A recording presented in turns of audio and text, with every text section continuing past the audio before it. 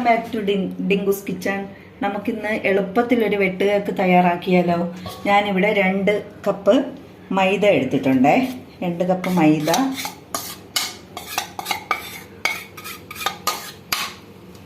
അതിലേക്ക് ഈ കപ്പിനാണ് 2 കപ്പ് മൈദ എടുത്തിട്ടുള്ളത്. ഒരു 3/4 കപ്പ് റവ എടുത്തിട്ടുണ്ട്. ഇനി ഒരു 3/4 കപ്പ് പഞ്ചസാര, ഒരു 4 ഏലക്ക, 2 മുട്ട. ഇതിപ്പോൾ ഞാനിവിടെ നാടൻ മുട്ടയാണ് എടുത്തിട്ടുള്ളത്. ഏത് മുട്ടയായിരുന്നാലും കുഴപ്പമില്ല. കുറച്ച് സോഡാപ്പൊടിയുണ്ട്, വാനില എസൻസ്, നെയ്യ്, ഒരു ലേശം ഉപ്പ്. അപ്പോൾ ഇനി നമുക്ക് ഈ പഞ്ചസാരയും ഏലക്കയും നന്നായിട്ട് പൊടിച്ചെടുക്കണം.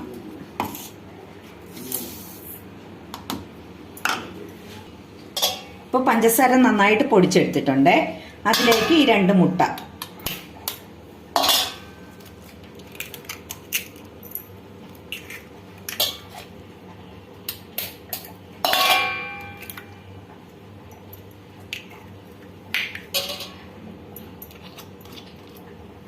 ഒരു ലേശം വാനില എസൻസ്,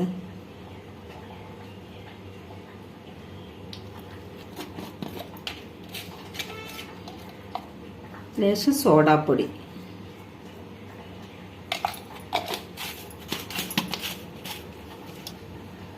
എന്നിട്ട് ഇത് ഒന്നും കൂടി മിക്സിയിൽ നന്നായിട്ട് അടിച്ചെടുക്കണം.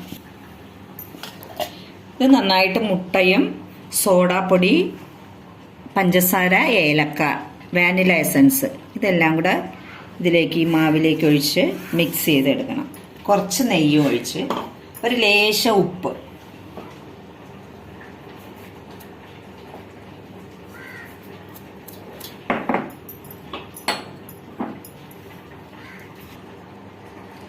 കുറച്ച് നെയ്യും കൂടെ ഒഴിച്ച്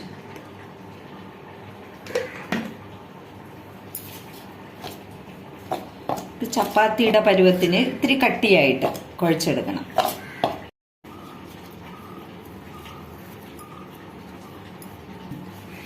നമുക്ക് അഥവാ മാവ് ചെറുതായിട്ട് ലൂസായിട്ട് തോന്നണമെന്നുണ്ടെങ്കിൽ ലേശം മൈദയും കൂടെ ആഡ് ചെയ്ത് കൊടുക്കാം.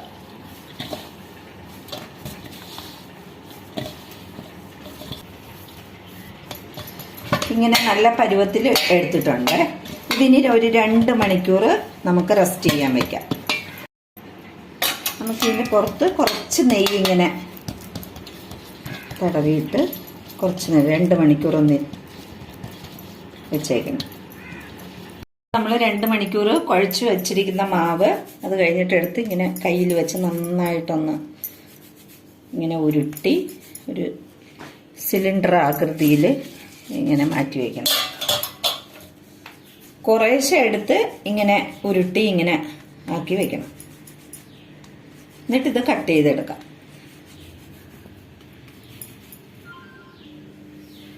ഇതിനെ ഇനി ഇങ്ങനെ പീസാക്കി കട്ട് ചെയ്തെടുക്കാം. ചെറുതോ വേണോ വലുത് വേണോ, എത്ര വേണോ, എങ്ങനെ വേണോ നമ്മുടെ ഇഷ്ടത്തിന് കട്ട് ചെയ്തെടുക്കാം.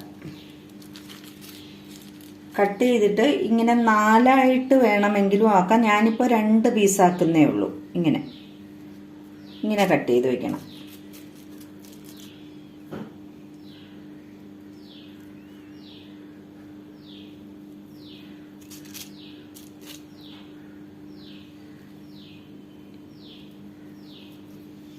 നമുക്കൊരു പാത്രം അടുപ്പത്ത് വെച്ചിട്ട് സൺഫ്ലവർ ഓയിൽ ഒഴിച്ചു കൊടുക്കാം. വെളിച്ചെണ്ണ വേണമെന്നുള്ളവർക്ക് വെളിച്ചെണ്ണ ഒഴിക്കാം.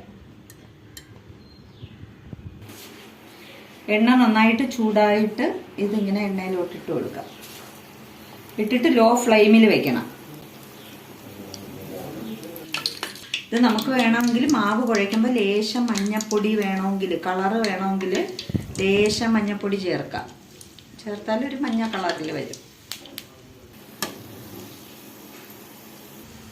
ഇത് മൊരിഞ്ഞ് വന്നിട്ടുണ്ട്. ഇത് നമുക്ക് കോരി ഒരു പാത്രത്തിലേക്ക് മാറ്റാം.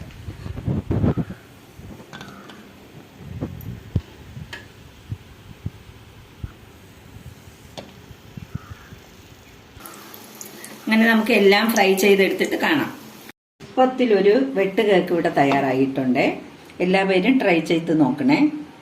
വീഡിയോ ഇഷ്ടപ്പെട്ടിട്ടുണ്ടെങ്കിൽ ലൈക്ക് ചെയ്യണം, ഷെയർ ചെയ്യണം, സബ്സ്ക്രൈബ് ചെയ്യണം. Okay, thank you.